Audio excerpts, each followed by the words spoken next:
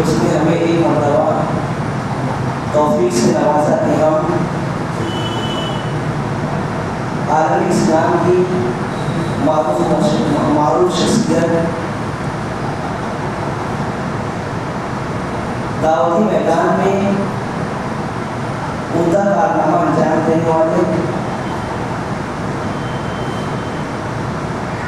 جماعت اہل حدیث کی مایہ ناز شخصیت فضیلت الشیخ ظفر الحسن ندوی حفظہ اللہ سے کچھ علمی استفادے کا موقع عنایت فرمائے۔ آج کی یہ صدارت، آج کی اس پروگرام کی صدارت جناب شکیل احمد فیضی صاحب کی صدارت میں منعقد ہو رہی ہے۔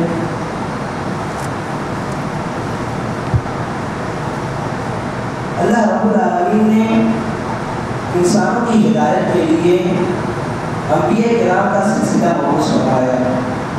پھر اللہ رب العالمین نے انبیاء کرام کی طرف وحی کا سلسلہ نازل فرمایا، وحی کا سلسلہ شروع کیا۔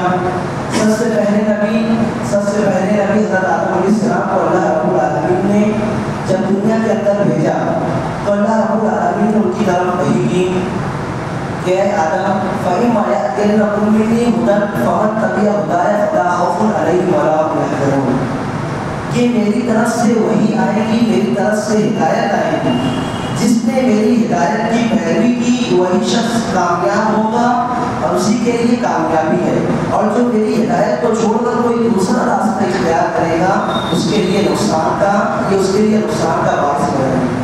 جب اللہ رب العالمین نے انبیاء کرام کو یہ ہدایت نصیب کی، یہ بات اللہ رب العالمین نے جب انبیاء کرام کے تعلق سے بیان فرما دی کہ ان کے لیے زندگی گزارنے کے لیے اللہ کی ہدایت ہی ضروری ہے، وہ اپنی طرف سے کوئی دوسرا راستہ اختیار نہیں کر سکتے، تو سوچیے ہم لوگوں کے لیے منہج سلف پر چلنا یا سلف صالحین کے راستے پر چلنا کتنا ضروری ہے۔ اللہ رب العالمین نے سورہ انعام کے اندر 18 انبیاء کا تذکرہ بیان کرنے کے بعد اللہ تعالیٰ بیان فرماتے ہیں اولئک الذین ھدی اللہ فبہداہ مقتدی، کہ یہی وہ لوگ ہیں، یہی وہ انبیاء ہیں جن کو اللہ رب العالمین نے ہدایت دی۔ پھر اللہ نے حکم دیا کہ لوگوں ان کی ہدایت کی پیروی کرو، جو اللہ نے ان کو ہدایت دی تھی ان کی پیروی کرنا ہے۔ لیکن کچھ لوگوں نے ہدایت کے واضح ہو جانے کے بعد اختلاف، تفرقہ بازی، فرقہ بندی کا راستہ اختیار کیا، اللہ اس کے رسول کے راستے کو چھوڑ کر اپنی منمانی زندگی گزارنے کی کوشش کی، تو اللہ رب العالمین نے ایسے لوگوں کے لیے دردناک عذاب کی، بڑے عذاب کی وہی سنائی۔ اللہ رب العالمین نے بیان فرمایا وَلَا تَكُونُوا كَالَّذِينَ تَفَرَّقُوا وَاخْتَلَفُوا مِن بَعْدِ مَا جَاءَهُمُ الْبَيِّنَاتُ أُولَٰئِكَ لَهُمْ عَذَابٌ عَظِيمٌ، کہ لوگوں کی طرح مت ہو جانا جن کے پاس ہدایت آنے کے بعد جن لوگوں نے فرقہ بندی کی، الگ الگ راستے اختیار کیے، اولئک لہم عذاب عظیم، ان کے لیے بہت ہی بڑا عذاب ہے۔ تو لوگوں اگر کامیاب ہونا چاہتے ہوں تو منہج سلف پر چلنا انتہائی ضروری ہے، لیکن منہج سلف کا علم، اس کے اصول و ضابطے کیا ہیں، آج کی اس پروگرام میں انشاءاللہ ہم فضیلت الشیخ ظفر الحسن ندوی حفظہ اللہ سے اس سلسلے میں خطاب سنیں گے۔ میں شیخ سے انتہائی ادب و احترام کے ساتھ گزارش کرتا ہوں کہ آپ آئیے اور منہج سلف کے بارے میں ہم سے، منہج سلف کے اصول و ضابطے کے بارے میں ہم سے گفتگو فرمائیں۔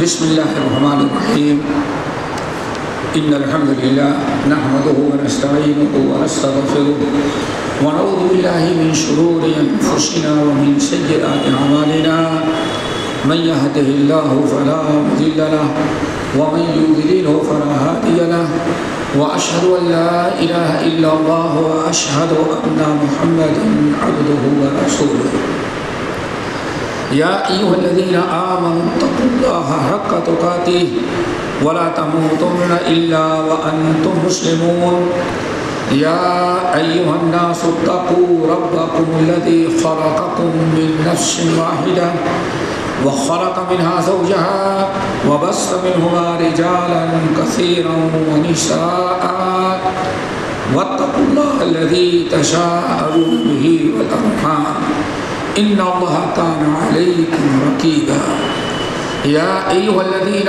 آمنوا اتقوا الله وقولوا قولا سديدا يصلح لكم أعمالكم ويغفر لكم ذنوبكم ومن يطع الله ورسوله فقد فاز فوزا عظيما أما بعد فإن خير الحديث كتاب الله وخير الهدي هدي محمد صلى الله عليه وسلم وشر الأمور محدثاتها وكل محدثة بدعة وكل بدعة ضلالة وكل ضلالة في النار فاعوذ بالله السميع العليم من الشيطان الرجيم بسم الله الرحمن الرحيم محمد رسول الله والذين معه أشداء على الكفار رحماء بينهم تراهم ركعا سجدا يبتغون فضلا من الله ورضوانا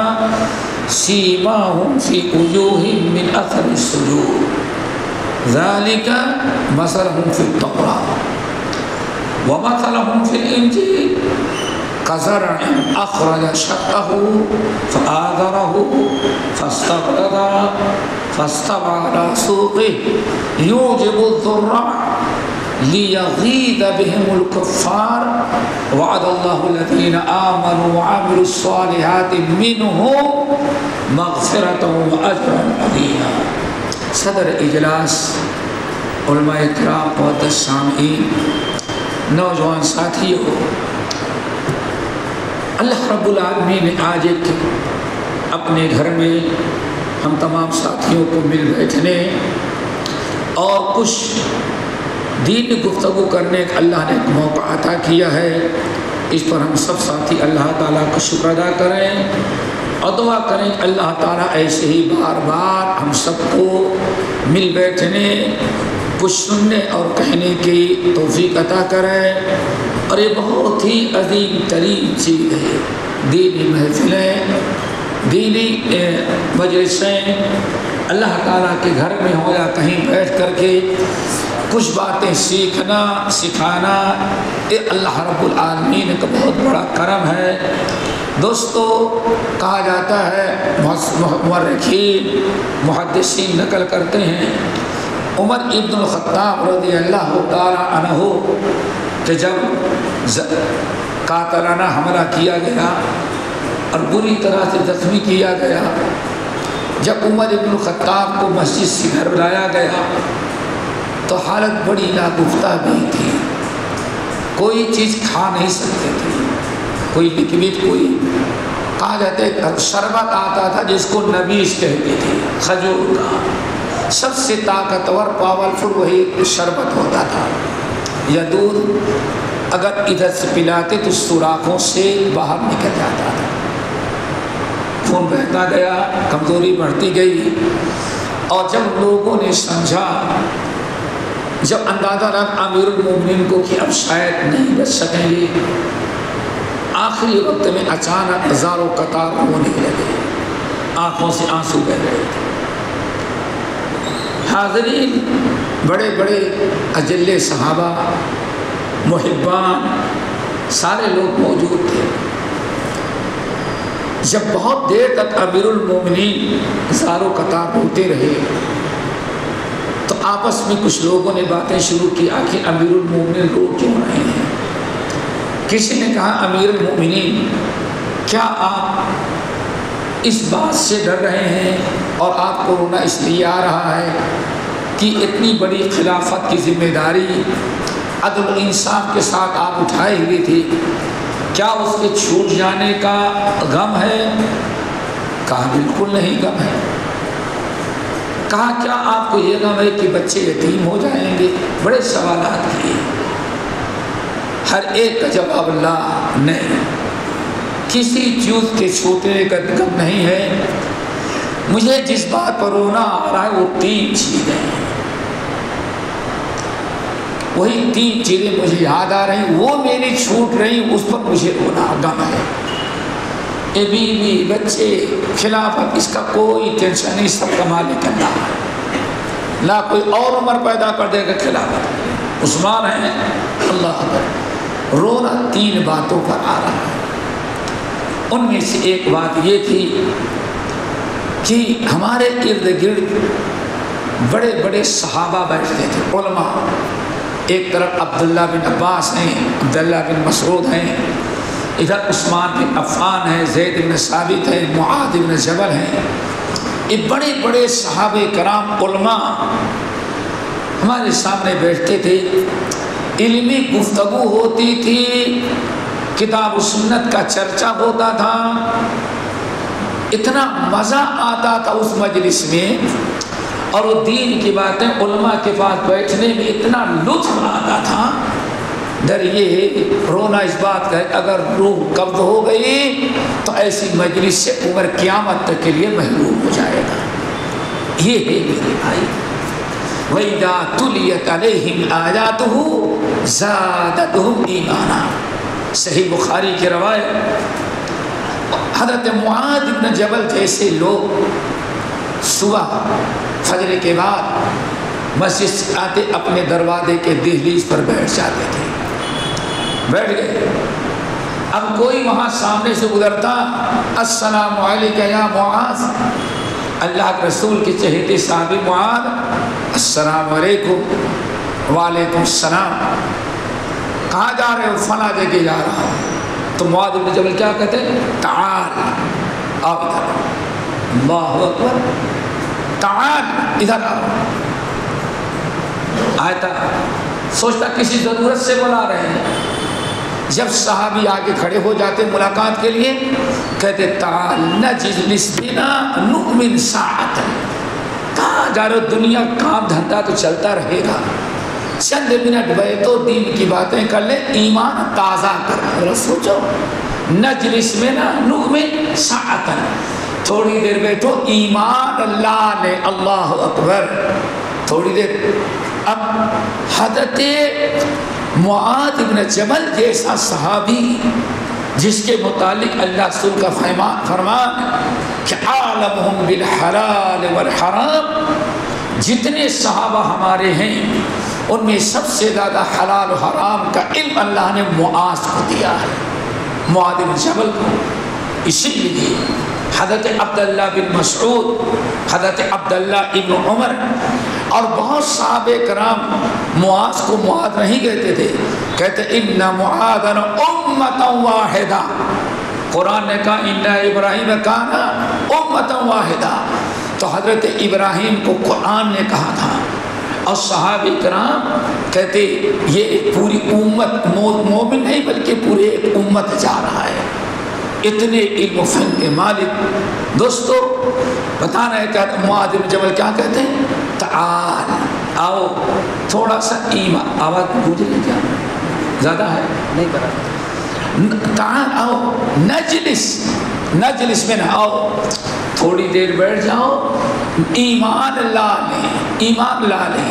ایمان لانے کا مطلب تم کچھ دین کی باتیں کرو, میں سنوں یا میں کہوں تم سنو, تاکہ ایمان تازہ ہو جائے. اب آپ بتائیے دوستو, اگر ہم ایمان تازہ نہ کریں تو کل تو مرجھا جائے گا ایمان. جب ایمان مرجھا گیا, ایمان پوسیدہ ہو گیا.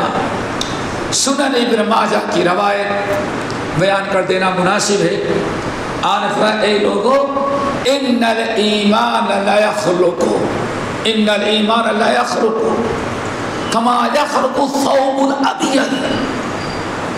دوستو ذرا مسجد میں درس ہے, درس قرآن ہے, جمعے کا خطبہ ہے, اول وقت آئیں, ذرا ایمان تازہ کرنے کی فکر کریں, کوشش کریں.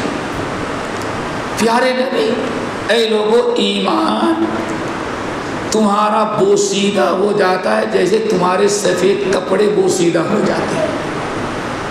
سوچا ان الایمان یہ تمہارے دل کا ایمان یہ ویسے ہی بوسیدہ پرانا ہو جاتا ہے جیسے سفید کپڑا تمہارا پرانا ہو جاتا ہے. آج جمعے کا دن تھا، سب کے کپڑے سفید نظر آ رہے ہیں.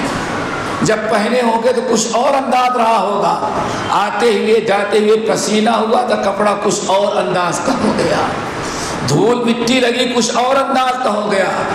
کل پرسوں نکالیں گے تو یہ بھی کالا ہوگا، یہ بھی کالا ہوگا، بدبو بھی آتی رہے گی. کیوں؟ بوسیدہ ہو گیا، میل کشیل. ایسے دنیا داری، گناہ برائیاں، یہ ساری چیزیں جو تمہاری آنکھیں دیکھتی، کان سنتے ہیں، اس کی وجہ تمہارا ایمان ویسے ہی پرانا بوسیدہ ہو جاتا ہے جیسے تمہارے کپڑے بوسیدہ ہو جاتے ہیں. اب ذرا سوچ، اپنے کپڑے کی فکر تو ہے لیکن ایمان کی فکر مومن کو نہیں ہے. ایمان ہمارا بڑا مضبوط. صحابہ کہیں ایمان کمزور ہو جاتا، نجلس منان امین ساعتن. علقمہ وہاں کام کر رہے ہیں، عبداللہ وہاں کام کر رہے ہیں، فلاں وہاں کام کر رہا ہے. وہ صحابی رسول عبداللہ بن مسعود جن کے متعلق یہ آتا ہے کہ اللہ رسول نے فرمایا، اے لوگو یہ عبداللہ جو ہے اس کی عیب دار، کمزور، پتلی، داغدار ایک پنڈلی جو ہے، پورا عبداللہ نہیں، عبداللہ کی ایک سب پورے جسم میں سب سے عیب دار پنڈلی، ایک پولیو ہو گیا تھا بچپنے میں جس سے ان کی پنڈلی سوکھ گئی تھی، بیچارے چھپا کے رکھتے تھے. اور عبداللہ کی یہ عیب دار پتلی پنڈلی نازک، اگر قیامت کے دن اللہ اس کی پنڈلی کو ایک پلڑے میں اور احد پہاڑ کو ایک پلڑے میں رکھا جائے تو یہ میرے عبداللہ کی ایک پنڈلی احد پہاڑ کے وزن پر غالب آ جائے گی. وجہ کیا ہے؟ احد پہاڑ پتھر کا ہے، یہ عبداللہ کی ٹانگیں ایمان سے بھری ہوئی ہیں کہ معمولی آدمی کے لیے یہ ایمان کیسے باقی رہتا تھا. شاگرد کھڑے ہوئے ہیں، درس دیا، درس فارغ ہوئے، اللہ اکبر، آج کس طرح سے چائے نوشی ہوئی، کافی پیے، کھانا کھائے، ناشتہ کیے. سب سے فارغ ہونے کے بعد کہتے تعالو آؤ آؤ نؤمن ساعتن، ذرا کچھ علم سیکھ لے تاکہ علم سیکھنے کی برکت سے ہمارا ایمان تازہ ہو جائے. صحابہ کرام کا بڑا عجیب و غریب عمل تھا دوستو، اپنے ایمان کو تازہ کرنے کی فکر ہوتی تھی، ایمان کی حفاظت کی فکر ہوتی تھی.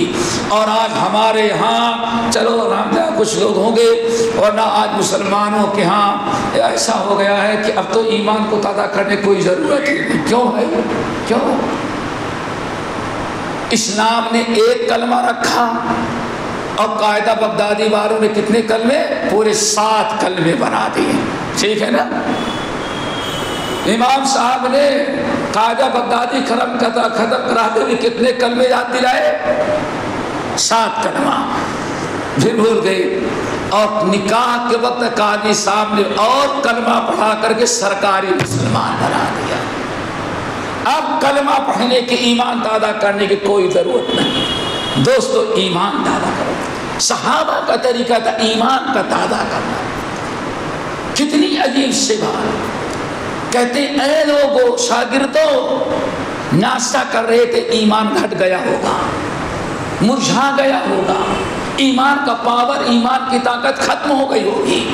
آؤ تھوڑی دیر کچھ سیکھ لے، سکھا لے، علم حاصل کرنے تاکہ ایمان پھر ہمارا تازہ ہو جائے. ہمارا معاملہ یہ ہے، اگر خطبہ 3 منٹ لمبا ہو گیا تو خطیب کی خیر نہیں، خطیب کی خیر نہیں. اب ہنگامہ، اللہ اکبر، اتنا لمبا خطبہ ہو گیا. اور کہیں کھیل کود، کوئی بچوں کا مالے گاؤں میں کسی گراؤنڈ میں اگر کرکٹ میچ ہو یا فٹ بال میچ تو گھنٹوں ایک پیر پر ایسے کھڑے دیکھیں گے، کوئی تھکاوٹ نہیں. اللہ، یہ ایمان ہمارا ہے، یہ ایمان کی کمزوری ہے. امام کی 3 منٹ کا خطبہ لمبا ہو جائے دین کی باتیں، وہ لوگوں کو ہضم نہیں ہوتی. آج جو خطیب حضرات جانتے ہوں گے اور جو مسجد کے ذمہ دار ان کو معلوم ہے کہ مسجد شکایت کرنے کے لیے صدر کے پاس جائیں گے، امام لوگوں خیال نہیں کر اللہ اکبر، اور یہیں سے نکلیں گے، یہیں چائے کی دکان ہوگی، گھنٹوں بیٹھ کر کے بات کریں گے. لیکن اگر عشاء کی امامت نماز میں امام 2-3 آیتیں زیادہ پڑھ دے تو اس کی خیر نہیں. اللہ کے رسول کی سنت یاد آتی، اللہ کے رسول کی سنت ہے نماز ہلکی ہونی چاہیے، اور اللہ کے رسول کی سنت یہ بھی درس نہیں سننا چاہیے، یہ بھی سنت ہے نا، درس نہیں سننا چاہیے. اللہ اکبر. میرے بھائیو ایمان تازہ کرو اہل حدیث ہو. یہ صحابہ کا سب سے بڑا عمل جو تھا کامیابی کے ذریعے کیا تھا؟ ایمان کو تازہ کیا کرتے تھے. تعال تھوڑا سا علم سیکھ لیں. حضرت عبداللہ بن عباس معلم تھے، استاد تھے، ان کے بڑے شاگرد تھے. شاگردوں کو کہتے آؤ ذرا علم میں اضافہ کر لیں، میں کچھ سکھلا دوں، تم سیکھ لو، اس کے ذریعے ہمارا ایمان ایمان کو علم کہتے. اللہ اکبر. علم کو ایمان کہتے تھے صحابہ.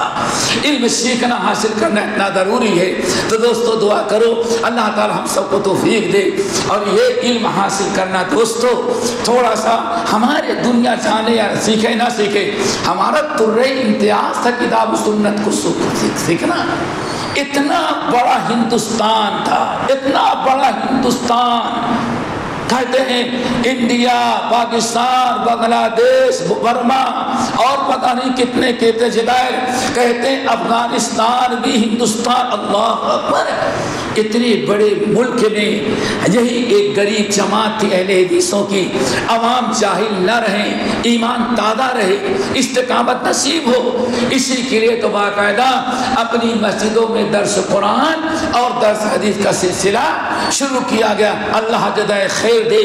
شیخ الاسلام مولانا ثناء اللہ امرتسری رحمۃ اللہ علیہ کے استاد مولانا احمد اللہ صاحب امرتسری رحمۃ اللہ علیہ، جنہوں نے امرتسر کے اندر علم سے فارغ ہونے کے بعد جب اللہ نے ان کو مسلک اہل حدیث کتاب و سنت نصیب کیا اور کتاب و سنت کی دعوت امرتسر میں دینے لگے تو عوام ہر آدمی مدرسے میں نہیں آ سکتا. اس میں کتنے بھائی ایسے ہوں گے نوکری پیشہ ہیں، وہ بھی حلال کام کرنا ہے، ڈیوٹی کرنا ہے، بچوں کو کھلانا پلانا ہے. لیکن دوستو تھوڑا سا ٹائم نکال کر کے اگر آپ صحابہ کے نقش قدم پر چلنا چاہتے ہیں تو سب سے پہلا عمل ہے تھوڑا سا علم سیکھنے کی کوشش کریں. تو عوام بچے تو مدرسے میں پڑھیں، یہ بڑے لوگ کہاں پڑھیں.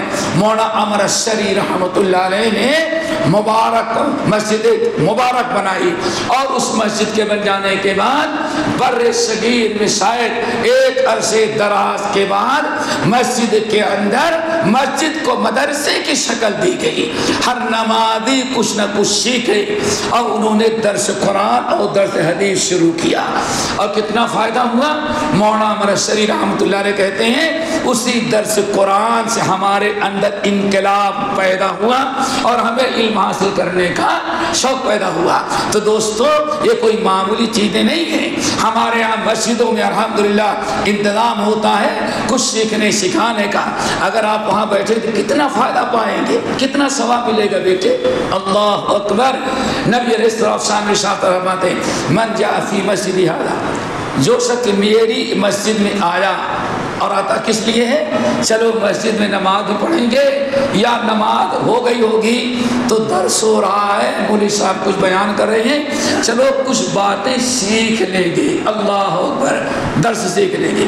آپ نے فرمایا جو میرا امتی کسان ہو، کاروباری ہو، تاجر ہو، بزنس مین ہو، کالا ہو، گورا ہو، مرد ہو یا عورت ہو، اگر مسجد میں اس نیت سے آیا کہ وہاں دین کی کچھ باتیں سیکھ لیں تو ایک حدیث جو صحیح مروی ہو جائے آپ نے فرمایا فَهُوَ بِمَنْزِلَةِ الْمُجَاهِدِ فِي سَبِيلِ اللَّهِ. جہاد کرنے والے کو میدان جہاد میں جتنا ثواب ملتا ہے اتنا ہی ثواب میرے اس امتی کو دے گا جو دین کی چند باتیں سیکھنے کے لیے مسجد میں آ جاتا ہے. کتنی بڑی نعمت ہے میرے بھائیوں. تو ان مجلسوں کو غنیمت سمجھیں۔ حضرت ابو درداء رضی اللہ تعالیٰ عنہ کا قول ہم نے کل بھی بیان کیا، بہت سارے یاد ہوگا ساتھیوں کو۔ صحابہ کہتے تھے کن عالمن، پہلے تو کیا بنو؟ عالم بنو، عالم نہیں بن سکے او متعلمن تو کیا بنو؟ متعلم بن۔ اللہ اکبر، اگر عالم نہیں بنے تو کیا بنو؟ متعلم، یعنی سیکھنے کا شوق و جذبہ کرو، سیکھنے کی کوشش کرو۔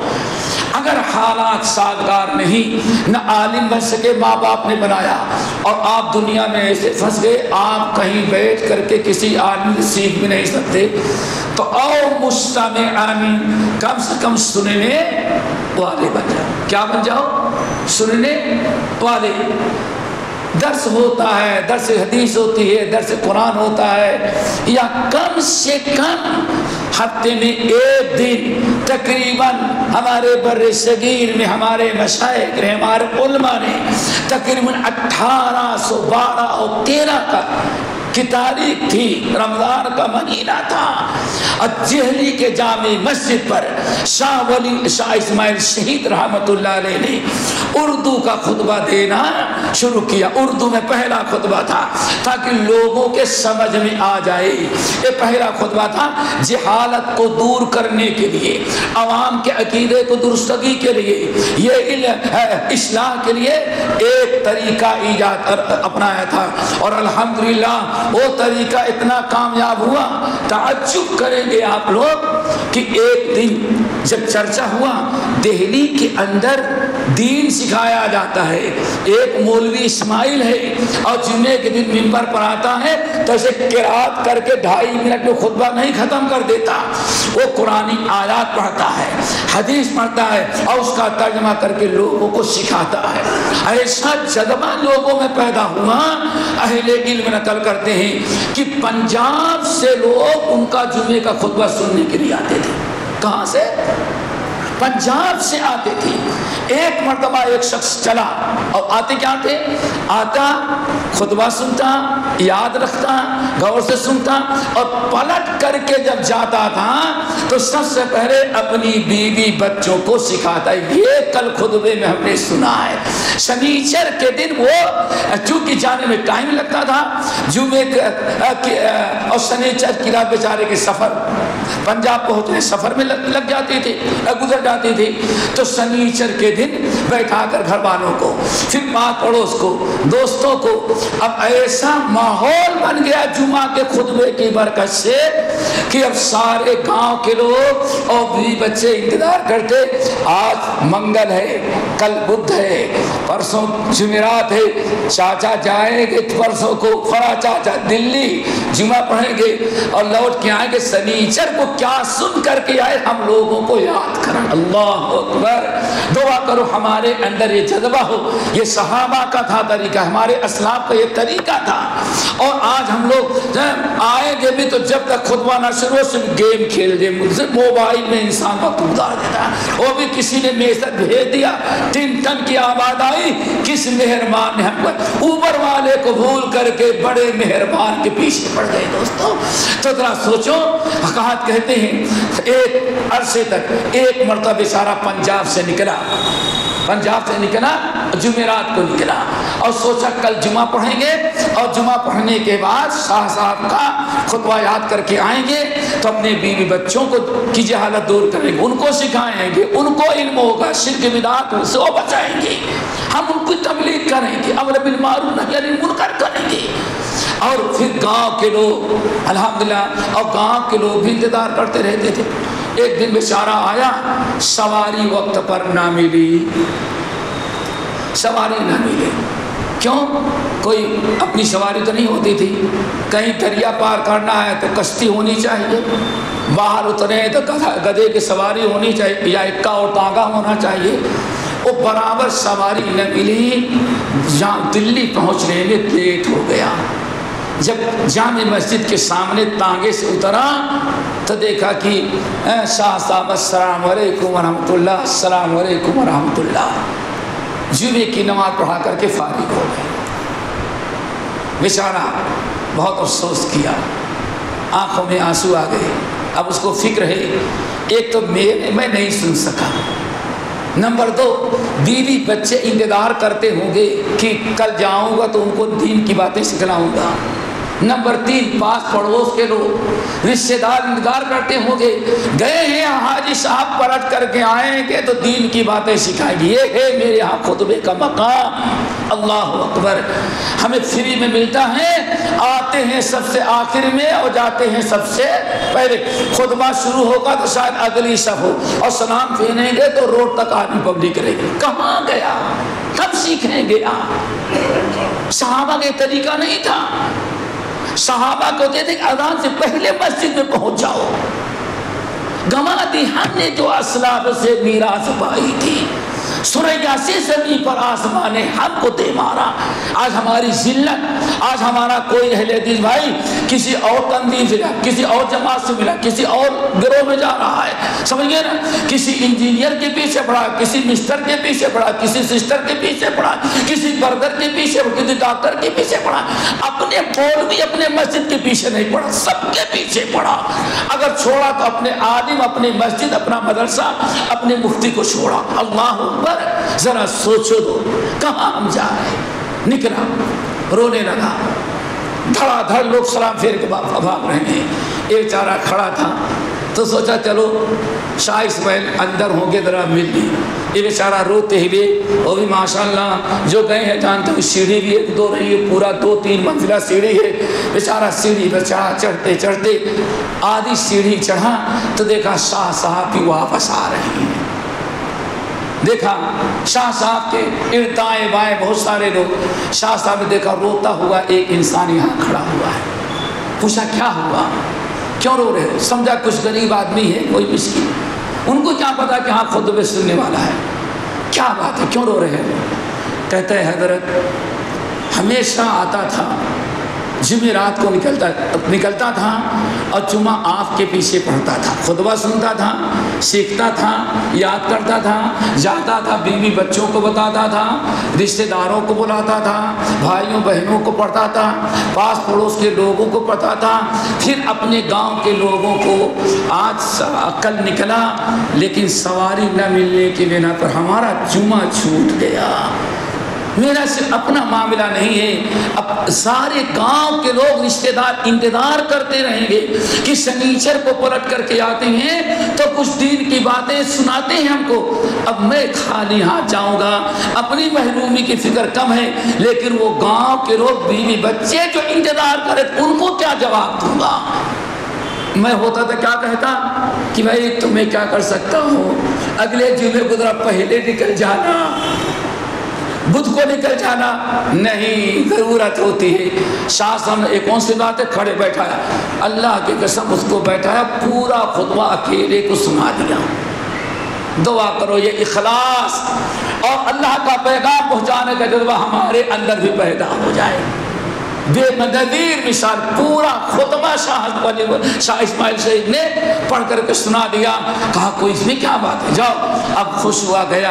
تو میرے بھائیوں، کم سے کم دین سیکھنے سکھانے کی کوشش اور جذبہ ہمارے اندر ہونا چاہیے، اس کو نظر انداز نہ کریں۔ صحابہ کرام کا ایک بڑا عمل تو یہ تھا۔ نمبر 2، صحابہ کرام کو جو طریقہ تھا میرے بھائیوں، بہت ساری آیات ہیں، ایک بڑا طریقہ تھا آپس کا اتفاق، اتحاد اور آپسی محبت، آپسی محبت۔ رب ایک ہی امتی ہیں، ایک ہی امت ہے، مسلم تم آپ لوگ، اللہ کے رسول کے صحابہ ایک ہی نبی ہے جن کی امتیوں کا تذکرہ نبی کے دنیا میں آنے کے پہلے بھی لوگوں سے تعارف کروا دیا گیا تھا۔ موسیٰ پہ جو تورات نازل ہوئی تھی، اللہ نے بتا دیا ایک نبی آئے گا، اس کے ساتھیوں، اس کے صحابہ کا یہ کردار ہوگا۔ جتنے انبیاء ایک ہی، آپ پوری تاریخ پڑھ ڈالیں، ایک ہی نبی ہے جن کے صحابہ کا تذکرہ اور جن کے ساتھیوں کا تذکرہ اللہ نے سابقہ آسمانی کتابوں میں کیا، ان کی خوبیاں، ان کا کمال اور ان کا زہد، ان کا تقویٰ اللہ رب العالمین نے بڑے اچھے انداز میں قرآن پاک کے مختلف مقامات پر کیا ہے، تورات میں بھی اور انجیل میں بھی۔ اللہ نے فرمایا محمد الرسول اللہ، تذکرہ ہو گیا نا، محمد اللہ کے رسول ہوں گے، والذین معہ، اور جو ان کے ساتھی ہوں گے، خوش نصیب ہیں، اور جو ان کے ساتھی ہوں گے، وہ ساتھی کیسے ہوں گے؟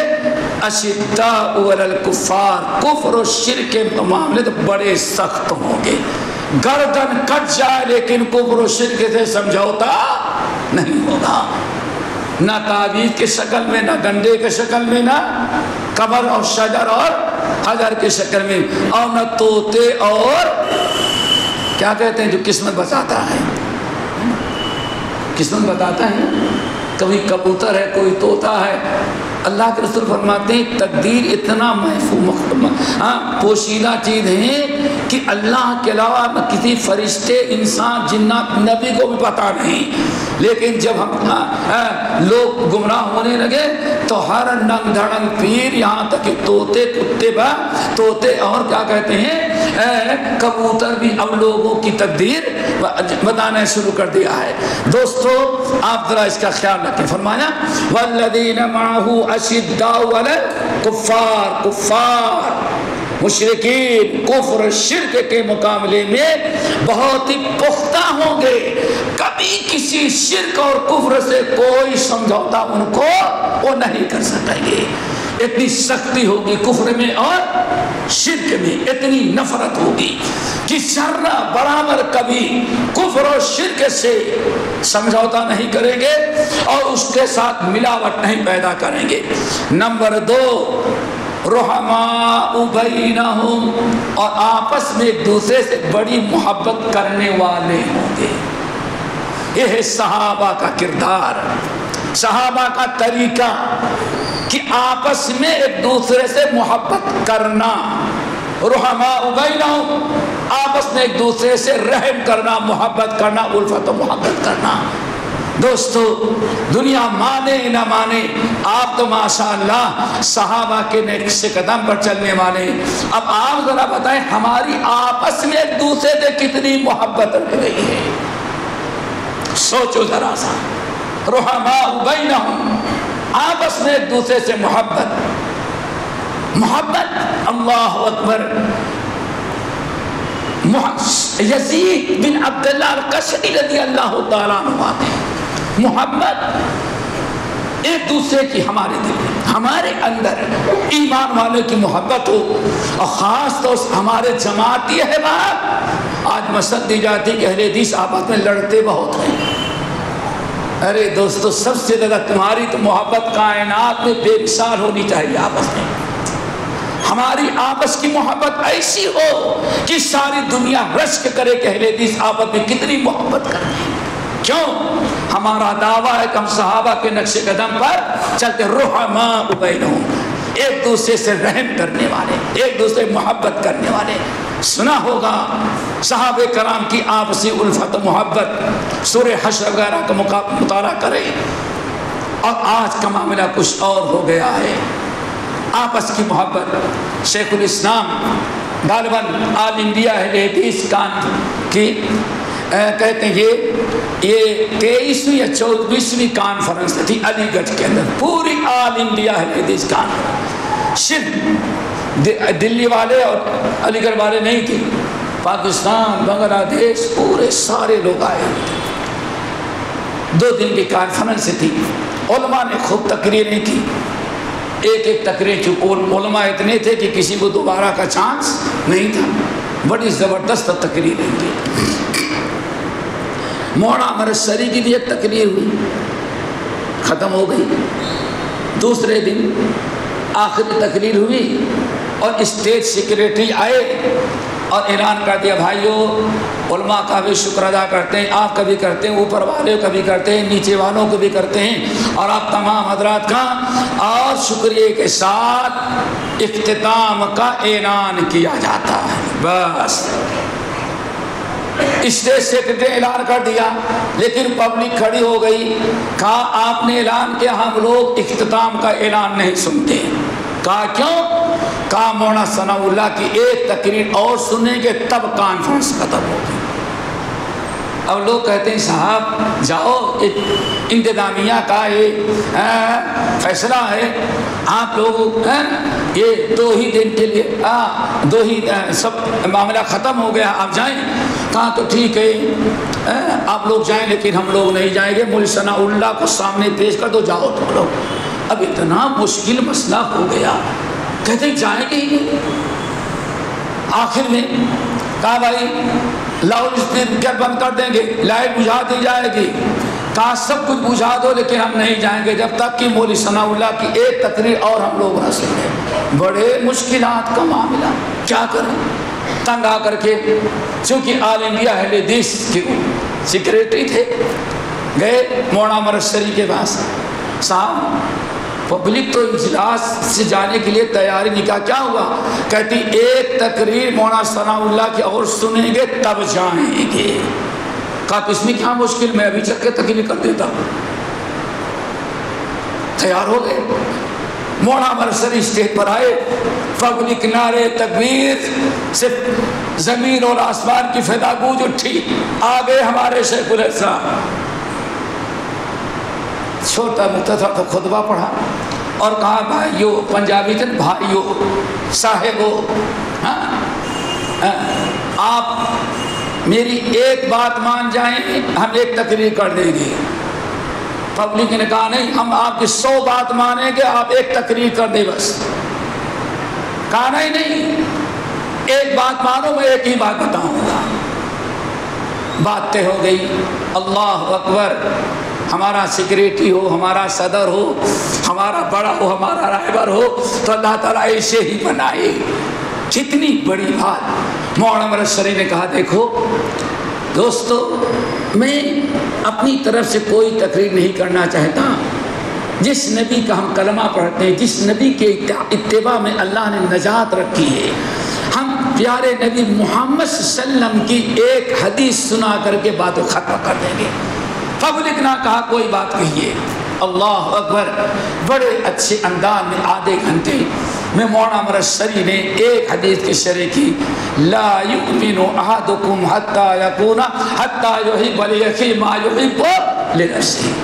اے لوگوں، اللہ کے رسول نے ارشاد فرمایا، اہل حدیثو، اہل حدیث کانفرنس تھی نا، اہل حدیثو تم حدیث کے پابند ہو۔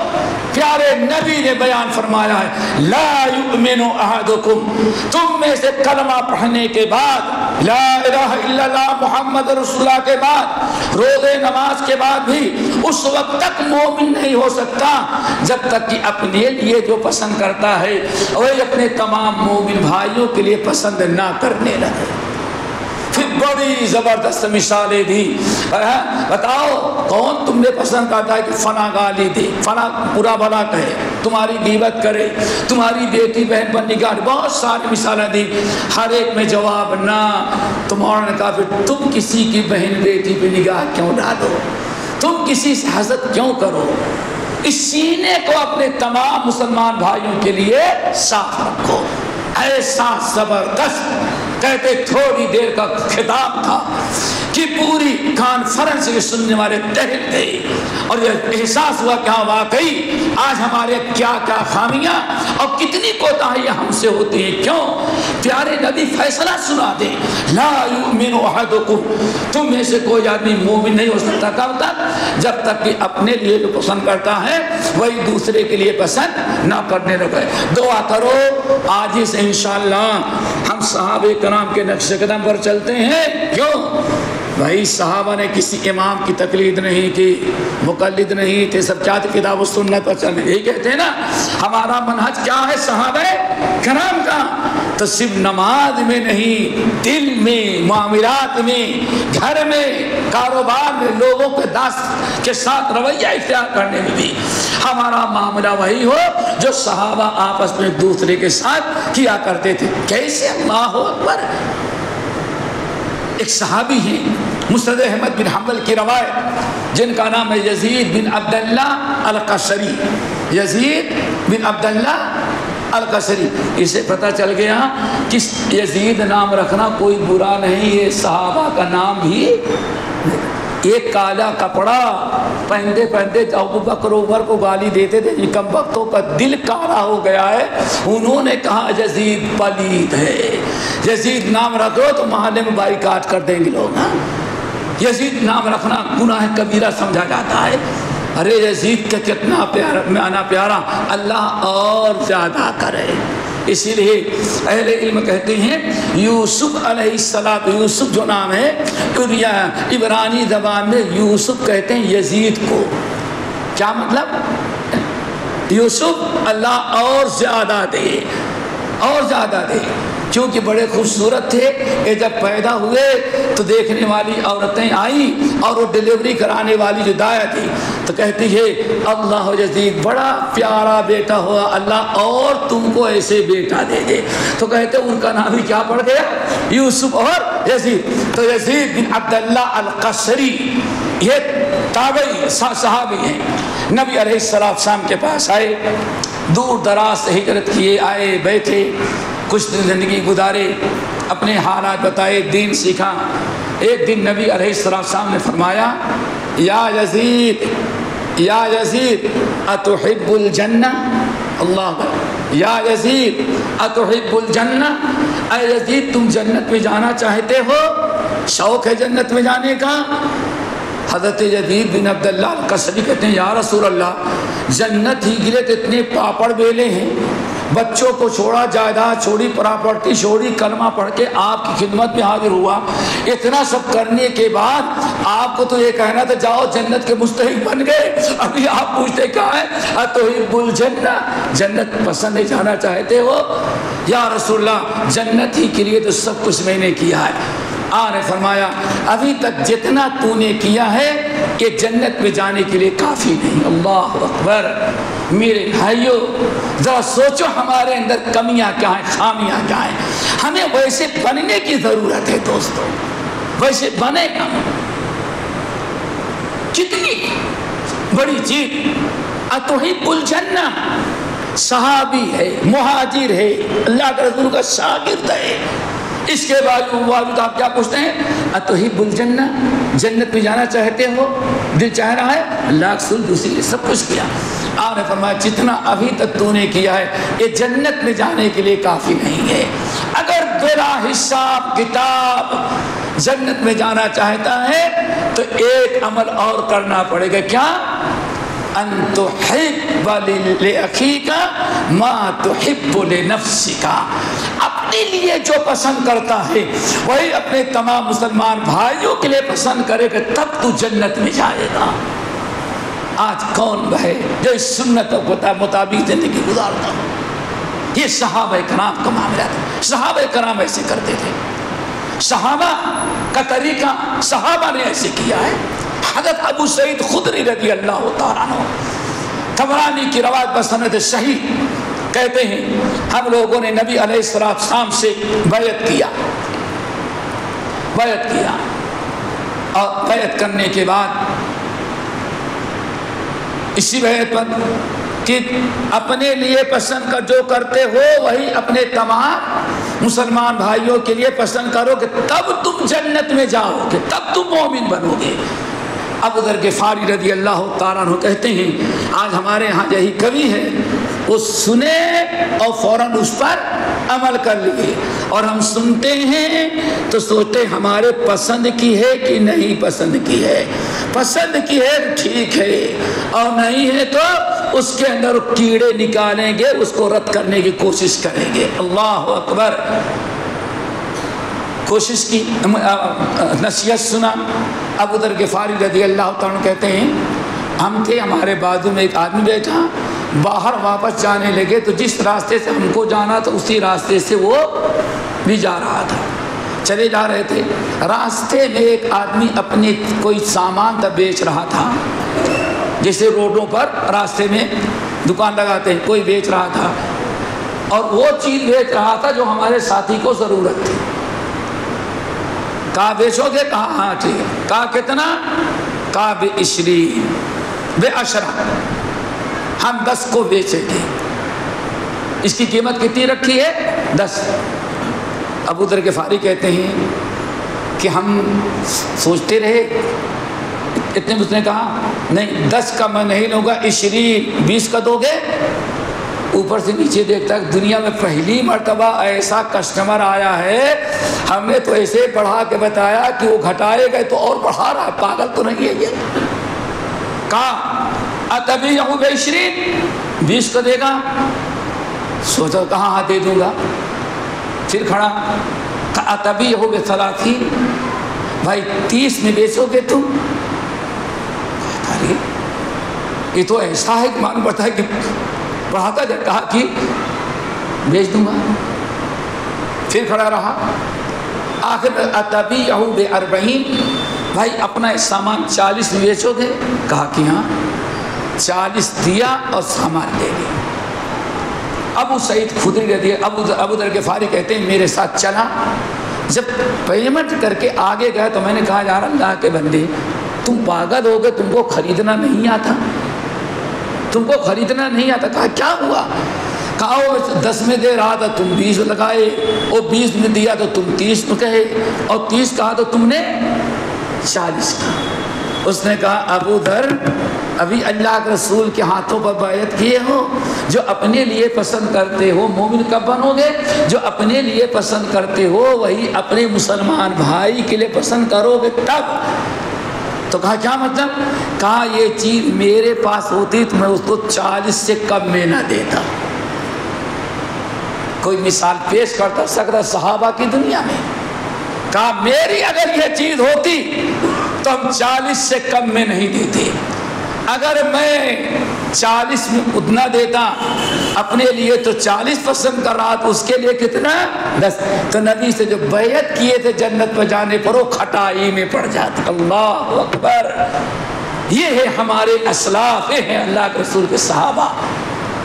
دنیا میں کوئی ریکارڈ نہیں پیش کرتا تھا اصحاب رسول کا۔ اسی لیے یاد رکھو، اسی لیے یاد رکھو صحابہ کے نقش قدم پر چلنے کی تاکید اسی لیے کی گئی ہے۔ محمد رسول اللہ والذین معہ اشداء علی الکفار رحماء بینہم تراہم رکعاً، یہ ہیں صحابہ، جب دیکھو گے رکوع میں ہوں گے، سجدن کوئی سجدے میں ہوں گے، یعنی ہر وقت اللہ اس کے رسول کے اطاعت و فرما برداری، اللہ کی عبادت اور اطاعت۔ اور ہمارا معاملہ کیا ہے؟ اور رمضان لگ جائے تو سوچتے ہیں ہلکی تراویح کہاں ہوگی؟ سب سے زیادہ پبلک اس مسجد میں ہوگی جہاں تراویح بڑی ہلکی ہوگی، نماز مختصر ہو، خطبہ تھوڑا ہو، ہم وہ دیکھتے ہیں۔ یہاں صحابہ کرام اللہ اکبر تراہم رکعاً سجدا، جب دیکھو گے بیکار نہیں بیٹھیں گے، نوافل پڑھتے رہیں گے، فرائض ادا کرتے رہیں گے، کئی رکوع میں ہوگا تو کوئی سجدے میں ہوگا، کوئی قیام میں ہوگا تو کوئی قومے میں ہوگا۔ یہ پھر سیماہم فی وجوہہم من اثر السجود، اتنے نماز پڑھیں گے، اتنے سجدے کریں گے کہ ان کی پیشانی پر گھٹا پڑا ہوگا۔ میرے بھائی یہ ہے صحابہ کا مقام۔ دعا کرو اللہ تعالیٰ سب کو صحابہ کے نقش قدم پر چلائے۔ صحابہ آپس میں وَيُؤْثِرُونَ عَلَىٰ أَنفُسِهِمْ وَلَوْ كَانَ بِهِمْ خَصَاصَةٌ، ایسی آپس میں محبت ہوتی تھی۔ اور ہمارے اسلاف نے امام بخاری رحمۃ اللہ علیہ کا نام سنا ہے نا؟ ہاں،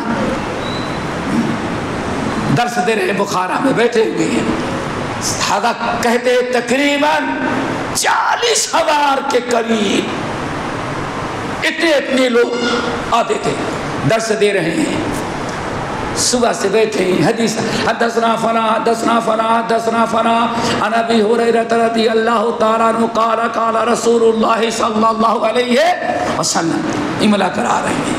ایک مسکین بیچارہ آیا مسافر، کپڑے میلے کشیدے، گرد و غبار، بال بکھرے ہوئے، نہ تیل کا موقع ملا نہ کنگھی کا موقع ملا، بس نہانے کا دھلنے کا آگے کھڑا ہوا۔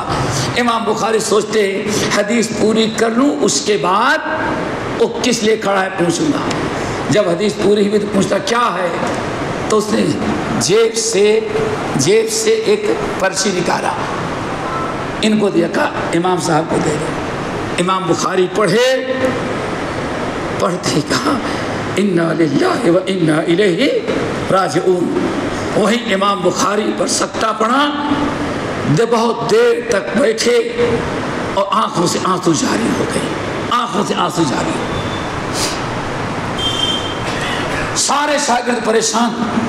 سامنے والا کھڑا، کیا ہو گیا؟ اس چٹھی میں کیا لکھا ہوا ہے؟ چٹھی میں لکھا ہوا تھا کہ امام دارمی کا انتقال ہو گیا.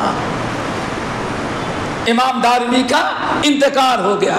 امام دارمی وہ محدث ہیں جن کی وجہ سے دارم شہر کے اندر کتاب و سنت اور عقیدہ سلف کا پرچار ہوا. امام بخاری اپنے ایک عالم دین جب سوچتے ہیں کہ ہمارا ایک عالم انتقال کر دیا ہے، توحید و سنت کا علم بردار انتقال، بیٹے کی وفات کو اتنا غم نہیں جتنا اس عالم دین کی وفات پر ان کو غم ہو رہا ہے. ہمارے اندر کیا رہ گیا میرے بھائی؟ کہا جاتا ہے اللہ اکبر، ہمارے سلف شیخ الحدیث بن عبید اللہ رحمانی رحمت اللہ علیہ، دیکھا ہوگا جس دن جامعہ محمدیہ منصورہ کی تاسیس کی جا رہی کہ ہمارے دائیں طرف بیٹھے رہے ہوں گے، اسے دیکھا ہوگا آپ نے. شیخ الحدیث مولانا عبید اللہ رحمانی مبارک پوری رحمت اللہ علیہ بیٹھے. اللہ اکبر، یہ ہمارے سلف، یہ ہمارے بزرگان، یہ ہمارے تحریک کتاب و سنت کے علم بردار. جس دن ان کے ساتھی شیخ المعقول و منقول علامہ نذیر احمد املوی رحمت اللہ علیہ کے انتقال ہوا، جس دن جنازہ اٹھا تھا، پایا پکڑ لیا اور رونے لگے. اور جس وقت لوگ ان کو قبر میں اتار رہے تھے، شیخ حدیث کھڑے ہوئے اور روتے ہوئے کہا، مٹی نے کیا سمجھ کر دباتے ہو ہم دموں، یہ گنجے علم ہے گنجے زر نہیں. روئے اور پوری مجلس کو رولا. جتنے علماء تھے فارسی سمجھنے والے، ہر ایک کو پر لرزہ تاری، ہر ایک بے ساختہ رونے لگا. کیوں؟ آج ہمارا ایک بڑا عالم دین دنیا سے رخصت و دفنا رہے. کہتے ہیں مٹی میں کیا سمجھ کر کے دباتے ہو ہم دموں. اے میرے جماعتی لوگوں، یہ کیا دبا رہے ہو؟ کس کو دفنا رہے ہو؟ کوئی سمجھتے ہو مال ہے، دولت ہے، روپیہ پیسہ ہے؟ نہیں، یہ علم کا خزانہ آج تم دفنا دے رہے ہو. یہ ہماری آپس میں محبت تھی، یہ ہمارا آپس کا اخلاص تھا، ایک دوسرے کی ہمدردی تھی. دوستو، ہمیں ایسے اہل حدیث بننے کی ضرورت ہے جیسے صحابہ نے عمل کیا ہے. اور آگے ہم بڑھتے ہیں. ایک دو باتیں نہیں، بہت ساری چیزیں ہیں. نبی علیہ السلام کے صحابہ کے بارے میں اب وقت ساتھ نہیں دے گا. کتنے ملے ہیں؟ اللہ اکبر. کہتے ہیں بہت سارے سلف نے صحابہ کے حالات کا جائزہ لیا اور پھر کہتے ہیں امام بغوی رحمت اللہ علیہ، امام اللہ لکائی، امام ابو الحسن آجری، ان تمام اہل علم نے نقل کیا کہ کان یقال. اور جب محدثین کہیں، وہ بھی جلیل القدر تابعی اور صحابی، کان یقال کہا جاتا تھا، یعنی لوگوں کا یہ متفقہ فیصلہ تھا. لوگوں کا یہ متفقہ فیصلہ تھا. وہ BBC لندن کی خبر نہیں ہوتی تھی، ہاں، یا تمہارے یہاں چھوٹے میٹھیوں کے کم وقتوں کی نہیں. کان یقال، یہ بات مشہور تھی، یہ لوگوں کا کہنا تھا کہ اصحاب رسول 5 باتوں پر، سارے اصحاب رسول کی زندگی خلاصہ کتنی باتوں میں ہے؟ 5 پر. دعا کرو اللہ ہم سب کو نصیب کرے. نمبر 1، پہلی چیز لزوم و جماعت، جماعت سے مل کر رہنا، جماعت سے جڑ کر رہنا. علیحدگی انفرادی نہیں، فرد قائم ربط ملت سے ہے تنہا کچھ نہیں. موج ہے دریا میں وہ بیرون دریا کچھ نہیں. جو کچھ اللہ نے برکت رکھی ہے جماعت کے ساتھ مل کر رہنے میں. پیارے نبی نے ارشاد فرمایا، الجماعت رحمہ والفرقۃ عذاب. بڑی طویل حدیث ہے نعمان بن بشیر رضی اللہ تعالیٰ عنہ کی. الجماعت رحمہ والفرقۃ عذاب. جماعت سے جڑ کر کے جماعت کے ساتھ مل کر کے رہنے والوں پر اللہ تعالیٰ یہ رحمت ہے، اللہ کی مہربانی ہے۔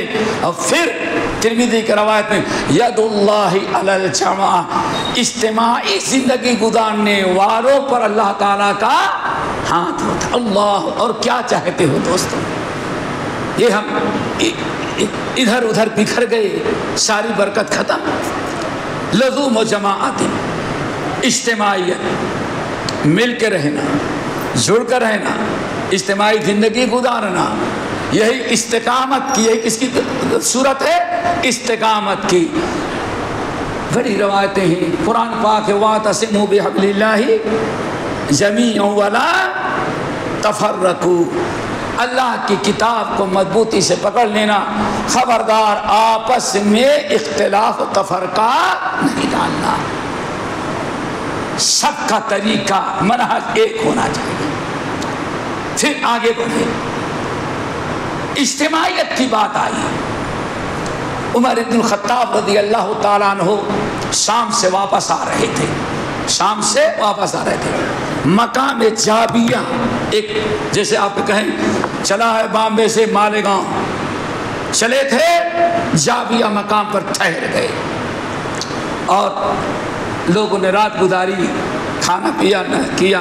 جب فارغ ہوئے تو امیر المومنین عمر بن الخطاب کھڑے ہو گئے، اب بڑا زبردست خطبہ دیا اور نبی علیہ السلام کی حدیث پیش کی۔ اس کے اندر ایک بات یہ بھی بیان کی، اے لوگو، خیر، اللہ رسول نے فرمایا ہے خیر القرون قرنی ثم الذین یلونہم ثم الذین یلونہم، پوری حدیث بیان کی اور بتایا اے لوگو، میرے ان کانوں نے پیارے نبی کو فرماتے ہوئے سنا ہے، خبردار کبھی علیحدگی زندگی نہیں گزارنا، اکیلے کی زندگی نہیں گزارنا، مسجد کو چھوڑ کر کے، جماعت کو چھوڑ کر کے، علماء کو چھوڑ کر کے، اپنے دوستوں کو چھوڑ کر کے انفرادی زندگی نہیں گزارنا۔ کیوں؟ پیارے نبی نے ارشاد فرمایا ہے جو اکیلا رہتا ہے شیطان نہایت آسانی سے اس کو اشک لیتا ہے۔ پھر مسند احمد بن حنبل وغیرہ کی روایت، اس کی پیاری مثال یہ بھی ہے اللہ کے رسول حدیث کے اندر، ایک بکریوں کا چرواہا ہے، لاٹھی لے کر کے بکریاں چرا رہا ہے، ایک کوئی بکری ان کا ساتھ چھوڑ دے اپنے نگرانی کرنے والے کی، اور بکریوں کا ساتھ چھوڑ دے، یہ بکریاں کچھ بوڑھی ہیں، کچھ کیا ہے لگڑی ہیں، کچھ چھوٹی ہیں، کچھ موٹی ہیں، کچھ پتلی ہے، ان کے ساتھ ایک جگہ بند رہتے ہیں، ان کو چھوڑ کر کے چلی گئی کسی اور جگہ دور جہاں بڑے بڑے چارے نظر آ رہے تھے۔ اللہ رسول فرمایا دو غلطی اس نے کی، ایک تو اپنے ذمہ دار اپنے نگراں کو چھوڑا، اور نمبر دو اپنے ساتھیوں کو چھوڑی اور چلی گئی۔ کس لالچ میں گئی؟ چارے بڑے بڑے وہاں ہیں، یہ سب بیوقوف ہیں، چھوٹے چھوٹے چارے چڑھ رہے ہیں، چلے گئی، اکیلا ہے، 50 بکریوں کے ساتھ چرواہا تھا، اکیلی چلی گئی وہاں چرنے کے لیے۔ پہاڑیوں میں جھاڑیوں میں بھیڑیا چھپا ہوا تھا، آیا دوایا لے کے چلا گیا، پورا کریا کرم کر دیا، کوئی پتہ ہی نہ چلا۔ ایسے ہی اگر مسجد چھوڑے اور جماعتی زندگی چھوڑے، اپنے ساتھیوں کو چھوڑے، تو اللہ سے ان الانسان دیب قدیب القلم، اے لوگو، بکریوں کا بھیڑیا جنگل میں رہتا ہے اور انسانوں تمہارا بھیڑیا کندھے پر شیطان بیٹھا ہوا۔ جیسے اکیلی بکری کو بھیڑیا اچک لیتا ہے، اکیلے کی زندگی، تنہائی کی زندگی گزارنے والے کو بھیڑیا، شیطان کا جو بھیڑیا ہے ایسے اچک لیتا ہے اور ایسا کھینچ لے جائے گا، پھر منہج بھی چھین لے گا، عقیدہ بھی چھین لے گا، کہیں شیعوں میں جوڑ دے گا، کہیں انجینئر سے جوڑ دے گا، کہیں کسی ڈاکٹر سے جوڑ دے گا، اب آپ کو سب سے جوڑ دیا لیکن آپ کو صراط مستقیم سے نکال دیا۔ اللہ تعالیٰ سے ڈرو دوستو، یہ صحابہ کا منہج۔ الا لا یخلون رجل بامرأۃ، اور دوسری بات، خبردار کوئی عورت کسی مرد کے ساتھ تنہائی میں نہ رہے۔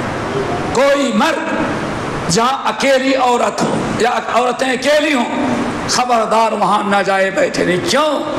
اللہ رسول فرماتے ہیں جب یہاں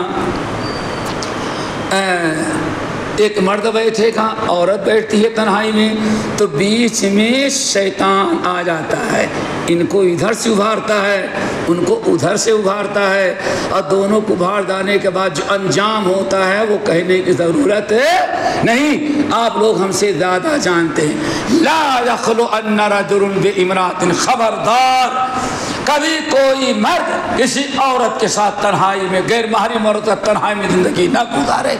ابھی ایک واقعہ لوگوں نے بتایا جبل پور میں، ایک ہفتہ پہلے، یہ تعجب کریں، کہتے ہیں پونا سے میں ناگپور آ رہا تھا، پونا سے ناگپور آ رہا تھا، اور بڑا رش تھا، بیٹھ گئے ٹرین پر۔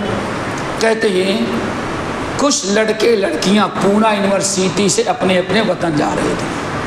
کہتے ہیں واللہ مال بھائی بہن بھی ویسے نہیں لیٹتے، کہتے ہیں ایک ہی سیٹ پر ایک اجنبی لڑکی بھی کالج کی پڑھنے والی اسی یونیورسٹی کی، اور اسی پر دوسرا مرد بھی، دونوں ایک ساتھ ایسے سوتے ہوئے، ایک کا سر دوسرے کی ٹانگ یا دونوں کی ٹانگیں۔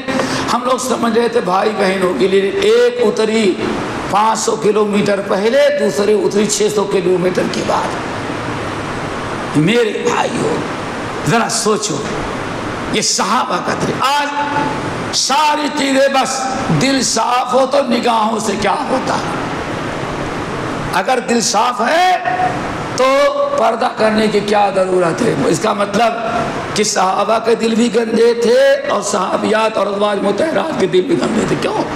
اللہ نے کس کو حکم دیا تھا میرے بھائیو؟ قل للمؤمنین یغضوا من ابصارهم ویحفظوا فروجهم۔ بہرحال دوستو، یہ لزوم جماعت پر بات ہو رہی تھی، اس کا خیال رکھیں۔ نمبر 2، اتباع سنت، اتباع سنت۔ صحابہ کا دوسرا جو اہم طریقہ تھا، ہر چیز پر اتباع سنت۔ اللہ اکبر! آج سنت، چند سنتوں کی اہمیت ہمارے نزدیک، بارش صحابہ کی ساری سنتیں ختم کر دی جائیں۔ دوستو، نبی کی سنت ایڑی سے چھوٹی تک، کھانے میں، پینے میں، اٹھنے میں، بیٹھنے میں، یہ ہمارے مشائخ موجود ہے۔ صحیح مسلم کی حدیث، ایک صحابی بیٹھے ہوئے، نبی علیہ السلام بیٹھے ہیں، انہوں نے بائیں ہاتھ سے کھانا شروع، کس سے؟ بائیں ہاتھ۔ کس سے کھانا چاہیے بیٹے؟ دایاں۔ کھانے کس سے لگے؟ اور آج ہمارا ایک ہاتھ میں چمچہ ہوتا ہے، دوسرے میں کانٹا ہوتا ہے، دونوں ایک ساتھ چلتے ہیں۔ میرے بھائیو، سنت کوئی معمولی چیز ترک کرنا کوئی معمولی چیز نہیں ہے۔ راوی کہتے ہیں اللہ رسول بیٹھے، ان کے سامنے کھانے لگا، اور یا فلان یا فلان کل بیمینک، میاں دائیں ہاتھ سے کھاؤ، بائیں ہاتھ سے شیطان کھاتا ہے۔ اللہ کے رسول کی نصیحت تھی، قبول کر لیتا، زندگی سنور جاتی، لیکن اس نے کہا لا استطیع، میری عادت نہیں ہے بائیں دائیں ہاتھ سے کھانے کی، یعنی حجت بازی شروع کر دیا، اور اپنے گناہ کو صحیح ثابت کرنے کے لیے ہیلے بہانے۔ صرف دوستو معمولی سے سنت کھانے کی، ہماری یہاں سے سنت یہاں سے لے کر کے وہاں تک، وَدَرْ میں تم ہو نصارہ تو تمدم یہود، یہ مسلمان جسے دیکھ کر شرمائے یہود۔ مولانا مختار صاحب ایک مرتبہ کہنے لگے، قطر ایئرپورٹ پر شیروانی، کرتا، علی گیری پیجامہ، اور کیا بڑی والی ٹوپی، جناح کے کیا کہتے ہیں، لگائے، بیٹھے تھے ایئرپورٹ، قطر ایئرپورٹ پر فلائٹ کا انتظار کر رہے تھے، فلائٹ ابھی تیار نہیں تھی، تو کہتے ہیں میں نے سوچا مغرب بھی پڑھ لیں اور عشاء کی نماز پڑھ لیں، اس کے بعد انڈیا جانے والی فلائٹ پہ بیٹھیں گے۔ کہا میں نے مغرب پڑھی، عشاء کی نماز پڑھی، کچھ لوگ اور آ گئے تو ایک بالکل سب چپا سات صفا چٹ کچھ بھی نہیں آیا، کہا انتا مسلم، انتا مسلم؟ مولانا مختار کہتے میں نے پوچھا کیوں، میں تم کو کیسے غیر مسلم نظر آ رہا ہوں؟ کرتا پہنا ہو، پاجامہ پہنا ہو، داڑھی رکھا ہوں، ٹوپی لگایا ہوں، کیا شک پڑ گیا؟ کہا کہ میں سمجھا تو یہودی بیٹھا ہوا ہے۔ یہ مختارات میں اپنا واقعہ شائع کہتا پڑھا ہوگا، ذرا سوچو، آج داڑھی رکھنا، ٹوپی رکھنا یہودیوں کا طریقہ، کتنے افسوس کی بات ہے۔ اور تھا کون؟ فلسطینی تھا، فلسطینی تھا، اللہ اکبر، فلسطینی مسلمان، سیدھے ایسا کہتا انت جو مسلم ہو؟ ہاں، ہم نے سمجھا آپ یہودی ہے، داڑھی رکھی، اللہ اکبر۔ اس کا مطلب ذرا سوچے کیسے سنت کے چھوڑنے کا طریقہ اختیار کیا۔ تو دوستو اللہ رسول نے فرمایا وَلَن تَسْتَطِيعُوا، میاں اگر آج تم سنت کو رد کرنے میں ہیلے بہانے کرو تو سن لے، آئندہ زندگی میں اللہ دائیں ہاتھ سے کھانے کی توفیق تجھ کو نہیں دے گا۔ فَلْيَحْذَرِ الَّذِينَ يُخَالِفُونَ عَنْ أَمْرِهِ أَن تُصِيبَهُمْ فِتْنَةٌ أَوْ يُصِيبَهُمْ عَذَابٌ أَلِيمٌ۔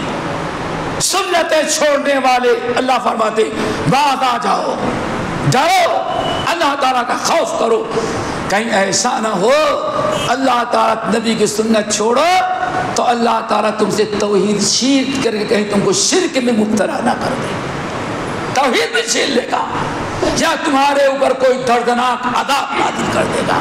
دوستو صحابہ کا طریقہ تھا اتباع سنت، اللہ اکبر۔ آپ کیا سمجھتے ہیں ہمارے اسلاف نے سنتوں کے جاری کرنے میں سنا ہوگا، سوچتے تو کوئی ایک سنت نہ چھوڑیں۔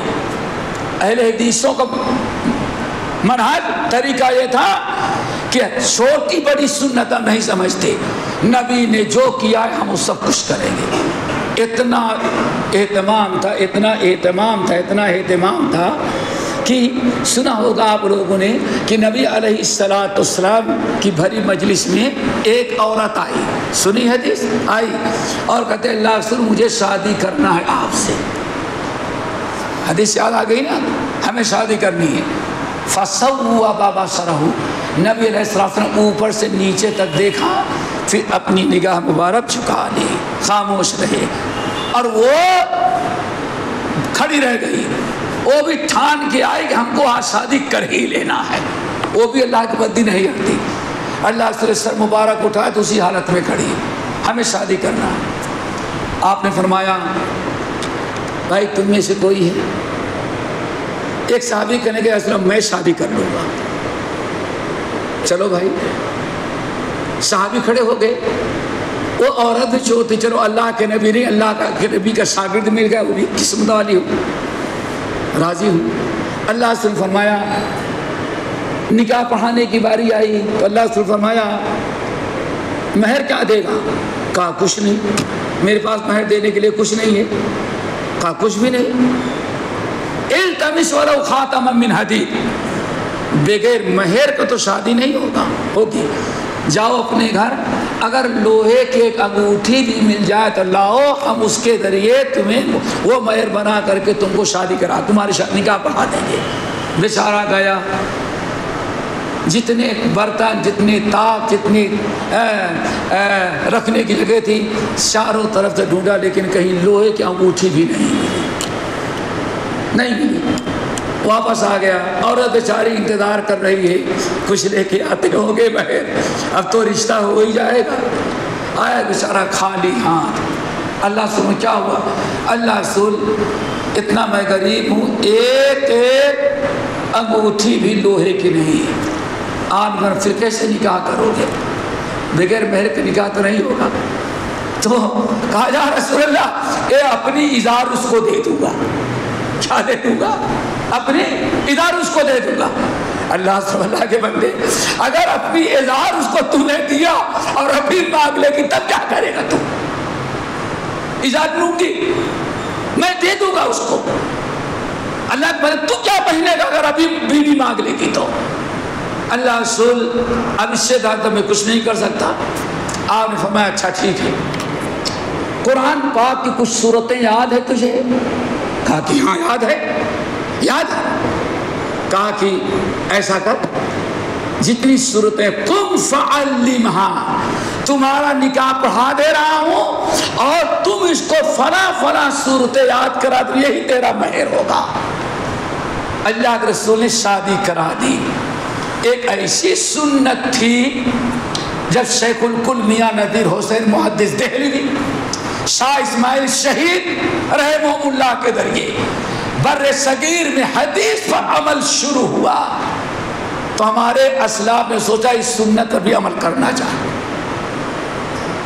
یہ تھی سنت پر عمل، پابندی، اس پر بھی عمل کریں گے۔ مولانا ولایت علی، مولانا عنایت علی رحمہ اللہ، اللہ ان دونوں کی قبروں کو نوروں سے بھرے۔ کہا جاتا ہے مالدہ یا مرشد آباد میں ایک مجلس میں ایک بیوہ عورت تھی اور ایک ان کا کوئی شاگرد تھا۔ پوچھا شادی شدہ ہو؟ کہا شادی شدہ نہیں ہے، غریب تھا۔ کہنے کہ آج اللہ نے موقع دے دیا، نبی کو سنت پر کو بھی زندہ کریں گے۔ ہمارے اسلاف تو سنت کو زندہ کرنے کی کوشش کرتے تھے اور ہم آج سنت کو مارنے اور ختم کرنے کی کوشش کر رہے ہیں۔ دوستو سنت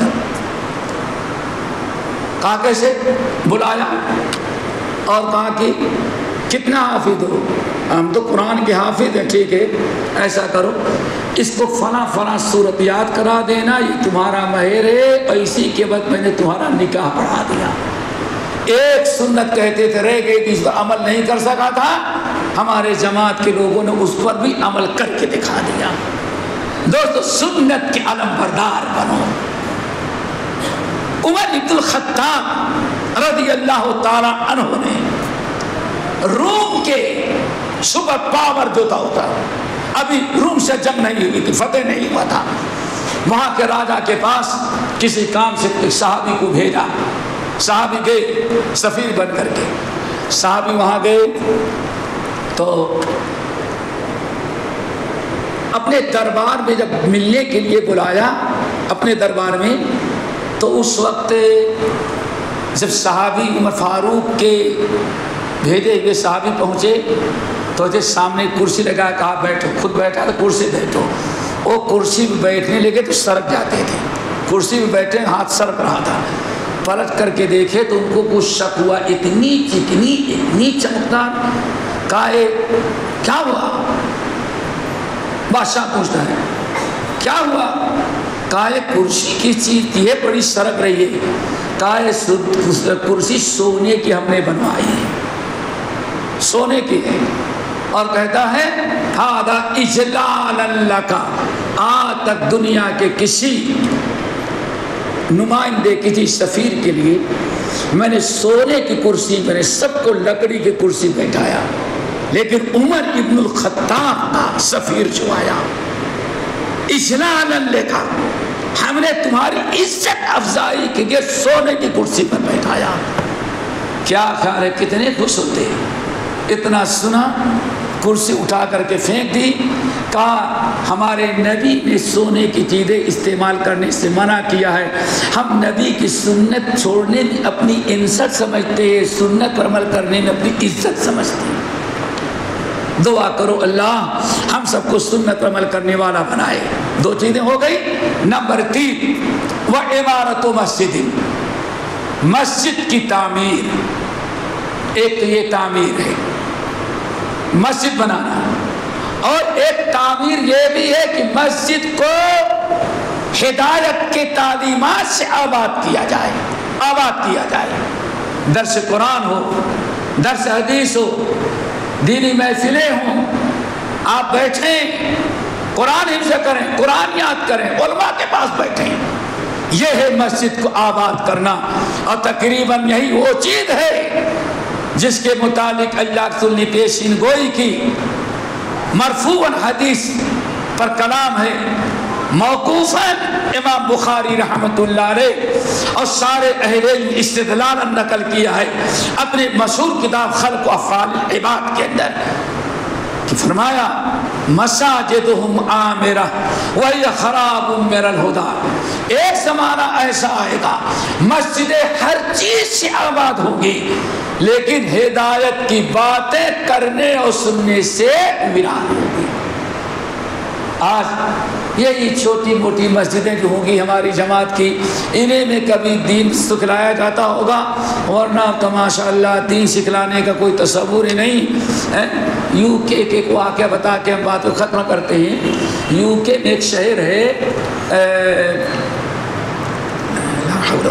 بریڈ فورڈ کے قریب ہی، وہاں ہماری ایک مسجد ہے، مسجد محمدی۔ مسجد محمدی کا جو مؤذن اس نے اپنا قصہ سنایا، بہت طویل ہے۔ میں گجرات کا رہنے والا، ہجرت کر کے پاکستان آیا، پاکستان کے بعد جاپان گیا، جاپان کے بعد امریکہ گیا، امریکہ کے بعد کینیڈا گیا، شادی یہاں کی وہاں کی نکل گئی، دوسری شادی کی وہ بھی چھوڑ کے چلی گئی، بہت لمبی داستان۔ آخر میں کہتا ہے میں یو کے آیا۔ پہلے تو ملازمت کی کوشش کی، ملازمت کہیں مل جائے، بڑی کوشش کی، ایک جگہ مل گئی، کوشش کہاں، سیکنڈ ہینڈ گاڑیوں کا شو روم تھا، وہاں چوکیداری کی، کہتے ہیں وہاں ڈیوٹی کر رہا تھا، اور نماز کے لیے بڑی مشکل ہو رہی تھی، نماز وہیں پڑھتا، اوپر سے بارش ٹھنڈی، چونکہ باہر کھڑا رہنا تھا۔ ایک دن ماشاء اللہ کچھ لوگ آئے، پگڑی گرین تھی، کرتا بڑا لمبا تھا، ہاتھ میں تسبیح تھی، بڑا کہیں بھائی تھوڑا سا ٹائم نکالیں، یہ ہم آبادوں میں ہماری مسجدیں آ جائیں، مسجد میں آ جائیں، بہت ایمان تازہ کرنے کی باتیں ہوں گی۔ کہا کہ ماشاء اللہ گئے اس مسجد میں گئے تو پہلے درود و سلام، پیچھے درود و سلام، آگے نعرہ رسالت، پیچھے گئے نعرہ غوثیہ، سب کچھ سے فارغ ہونے کے بعد کہتے ہیں بھائی جمعرات کو ختم دینا ہے، ڈبے میں اتنا پیسہ ڈال دیں، فلاں جگہ نیاز دینا ہے اتنا پیسہ، کہنے اب روزانہ پیسہ مانگا گیا۔ تو میں مجبور، میں غریب آدمی کہاں سے پیسہ لاؤں، کہنے لگے جان چھوڑا کر کے مسجد جانا ہی چھوڑ دیا۔ کچھ اور دن گزرے، اب نماز قضا ہو جاتی تھی، اندر جا کے پڑھتی۔ ایک دن دیکھا اب سفید پگڑی ہے، اب گرین پگڑی نہیں ہے، کرتا تو ایسے لمبا ہے لیکن پگڑی سفید ہے اور ہاتھ پہ تسبیح تھی۔ کہتے میں نے سوچا یہ بڑے اچھے لوگ نظر آئے، ان سے کچھ دین سیکھنے کو ملے گا۔ مل گئے، وہ آئے، بھائی ماشاءاللہ کہاں رہتے ہیں، فلاں جگہ، کیا کرتے ہیں، ڈیوٹی کرتے ہیں، اچھا یہاں دین کی باتیں ہوتی ہیں، دین سیکھنے آ جاؤ۔ اللہ تیرا شکر ہے کہ اب دین سیکھنے کا موقع ملا۔ کہا سنڈے کو چھٹی کیا گیا تو تھوڑی دیر بیٹھے، اس کے بعد کہتے نام لکھاؤ۔ بھائی میں ڈیوٹی کرتا ہوں، ارے نام لکھاؤ، انشاءاللہ کہو کبھی توفیق مل جائے گی۔ کہا نہیں جا سکتا۔ کہا اگر مر جاؤ گے تو کون نوکری کرے گا؟ کہا بڑا ڈر آیا۔ کہا وہاں سے بھی چھوڑ کر کے الگ ہو گیا۔ کہتے ہیں اللہ یو کے میں ایسی ہی ساری مسجدیں، کہتے ہیں ایک دن اٹھا، ڈیوٹی کر رہا تھا، کچھ لوگ آئے گاڑی خریدنے کے لیے، ان سے تذکرہ کیا، ارے آپ غلط جگہ جاتے، میرے پاس آؤ۔ تیسری مسجد میں گیا اجتماع میں، کہتے ہیں پاکستان کا اخبار جنگ پڑھ کے سناتے ہیں فلاں وزیر نے کیا، فلاں وزیر کی بیوی نے کیا، اب انقلاب لانا ہے، آپ اس کے پس منظر میں آپ کیا سوچتے ہیں؟ کہا وہاں نوکری کرنے سے فرصت نہیں، پاکستان کی سیاست تو سوچے۔ کہا چل جاؤ، بس فلاں جگہ یہ ہوا، آپ کیا سوچتے ہیں؟ اللہ اکبر۔ کہا وہ تو باقاعدہ عجیب سی قوم نظر آئی ہے، زندگی گزارے یو کے میں اور الیکشن کی فکر ہو کہاں؟ پاکستان کی۔ کہا میں سوچا کہ UK میں کوئی ایسی مسجد نہیں جہاں دین سکھایا جائے. ایک پیسہ لیتا، دوسرا نام لکھتا، تیسرا منسٹر بنانے کی فکر کرتا. کہاں سب ہار گئے. اللہ نے بیمار کر دیا. بیمار ہوا. بیمار ہونے کے بعد جب زیادہ تکلیف پڑی تو کسی نے کہا اس بلڈنگ کے اندر ایک ڈاکٹر رہتا ہے، بڑا رحم دل ہے، اگر کوئی پیسہ نہیں دیتا فری میں کام کر دیتا. کہا اس کے پاس گئے، ملے، اس سے پوچھا تو پتا چلا کہ چنائی کا رہنے والا ہے، تامل بولتا ہے، وہاں انگلش چلتی ہے. کہا اس سے میں نے بتایا میں پیسہ نہیں دے سکتا. کہا کوئی بات نہیں، جتنی دوا کی ضرورت ہو دیتے ہیں، پیسہ نہیں، تم چاہو ہوگا تو دینا اور نہیں تو نہیں دینا. کہا بڑا اچھا لگا. اس سے میں نے پوچھا کہ آپ نمازی لگ رہے ہیں، یہاں گٹھا پڑا ہوا ہے. کہا ہاں نماز پڑھتے. کہا کہاں جاتے ہو؟ کہا تم کہاں؟ کہا 3 مسجدوں میں گیا، ایک نام لکھتا ہے، دوسرا نیاز کے پیسے مانگتا ہے، اور تیسرا جو ہے کرسی حاصل کرنے کی ہم PM اور CM کیسے بن جائے یہ وہاں کہتا ہے. اب مزدور آدمی نہ PM بن سکتا ہے CM، وہ ہمیں کیا بنائیں گے. کہا سب چھوڑو، وہ اپنے شو روم سے نکلنا، 1 کلومیٹر جانا، رائٹ ہینڈ ایک گیٹ آئے گا قلعے کا، اس کے سامنے لیفٹ سائڈ ایک دیوار ہے، روڈ ہے، جانا 5ویں بلڈنگ چھوڑ کر کے 6ویں میں دیکھا مسجد محمدی لکھی ہوگی، تم وہاں جایا کرو.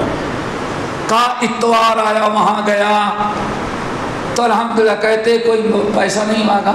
نماز سب سے لمبی، نماز سب سے لمبی، اطمینان سب سے زیادہ. تو سوچا یہ پیسہ مانگے تو زیادہ مانگے کیوں، اس کا امام لمبی نماز بھی پڑھایا اور دیر تک مسجد میں بیٹھا بھی رہا. کہا نماز پڑھ کے پیچھے ہٹتے اتنے میں اس درس حدیث دیا. تو سوچا کہ پڑھنے کی بھی پیسہ لے گا اور درس کا پیسہ لے گا. کہا ظالم ڈاکٹر نے ہمیں یہاں پھنسا دیا. کہا بڑے تک پریشان ہو گئے. الحمدللہ کہتے درس ختم ہوا، سب ایک دوسرے سے ملے، کسی نے پیسہ مانگا ہی نہیں.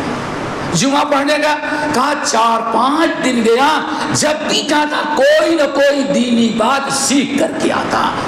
میں نے کہا ہاں دنیا میں نہیں وہ گروہ ہو سکتا ہے جو لوگوں کو دین سکھلاتا ہے، ان سے اچھی مسجد کائنات میں کسی فرقے کو ہو ہی نہیں سکتی.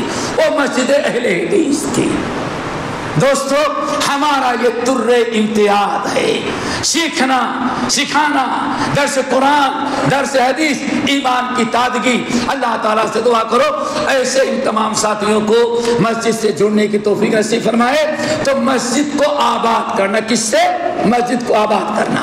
نمبر 4 تلاوت قرآن، قرآن کی تلاوت کرنا. دوستو یہ صحابہ کا طریقہ تھا.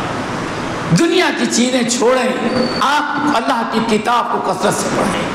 واللہ کتنا پڑھ ڈالتے تھے. اور جب قرآن کی تلاوت کریں گے تو جانتے ہیں کہ اللہ تعالیٰ کی رحمت بھی ہوتی ہے، فرشتے بھی نازل ہوتے ہیں، سکینہ بھی نازل ہوتا ہے. اور ذرا سوچیں کتنی خیر برکت کی چیز. اس سید ابن حضیر کا واقعہ معلوم ہوگا. تلاوت قرآن کر رہے ہیں، رحمتوں کا نزول، سکینہ نازل ہوا ہے. اللہ تعالیٰ نے کیا فرمایا؟ اسے یہ سورت جو رہے پڑھتے رہو. کیوں؟ دل کا سکینہ تو نظر، یہ سکینہ نازل ہوا تھا. جنت اور فرشتے تیرے قریب آئے تھے اور تیری تلاوت قرآن فرشتے سننے کے لیے آئے تھے.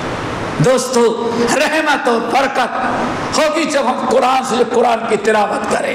نمبر 5 آخری چیز دوستو ضروری ہے اللہ تعالیٰ کی راہ میں جہاد کرنا. کیا کرنا؟ جہاد. اور سب سے بڑا جہاد ہے اپنی نفس سے جہاد کرنا. المجاہد من جاہد نفسہ وہو فی طاعت اللہ. سب سے بڑا مجاہد وہ ہے جو اپنی نفس سے جہاد کر کے شریعت کا پابند بنائے. علم سیکھنا بھی جہاد ہے. باقی جہاد انشاءاللہ دعا کرو وہ وقت بھی آئے گا تو انشاءاللہ وہ بھی کریں گے. لیکن ابھی اس سے پہلے 4 جہاد اور ہے، وہ جہاد کرنے کی کوشش کریں تو ممکن اللہ بڑے جہاد کی بھی توفیق دے. ورنہ میرے بھائی اس پر چڑھنے کے لیے سیڑھی کی ضرورت ہے. ایک ہی مرتبہ چھلانگ لگائیں گے چھت پر چڑھنے کی، پیر ٹوٹ جائے گا. کیا خیال ہے آپ کا؟ سب سے پہلا جہاد نفس سے، علم سے، اس سے اس سے. آپ جہاد شروع کریں اپنے نفس سے، اور نفس سے جہاد کریں گے ہمارا عقیدہ بھی درست ہوگا، علم حاصل ہوگا، بہت اللہ تعالیٰ کی رحمتیں برکتیں ہوگی. اللہ تعالیٰ سے دعا کریں اللہ تعالیٰ ہم سب کو عمل کی توفیق نصیب فرمائے، اور ہم سب کو صحابہ کرام کے نقش قدم پر چلائے. اور صحابہ کرام کے نقش قدم پر چلیں گے تو دنیا کے ہر فتنے سے انشاءاللہ محفوظ رہیں گے. کیوں؟ آپ نے ارشاد فرمایا بڑے فتنے پیدا ہوں گے، بڑے فتنے پیدا ہوں گے. علاج کیا ہے؟ علیکم بسنتی، میری سنت اور ہمارے خلفاء کی سنت، یا علیکم بالجماعت، ہماری جماعت صحابہ کو پکڑے رکھو گے تو ہر فتنے سے تم محفوظ رہو گے. اللہ سب کو عمل کے توفیق سے فرمائے. اللہ ہماری بیٹھک کو قبول کر لے. ہم نے جو کہا جو حق ہے اللہ تعالیٰ اس کو یاد رکھنے عمل کی سب کو توفیق نصیب فرمائے. اگر کچھ سبقت لسانی ہوئی ہے تو شیطان کی طرف سے اللہ ہم سب کو اس سے معاف کرے. اقول قولی ھذا واستغفر اللہ من کل ذنب واتوب الیہ. اور سے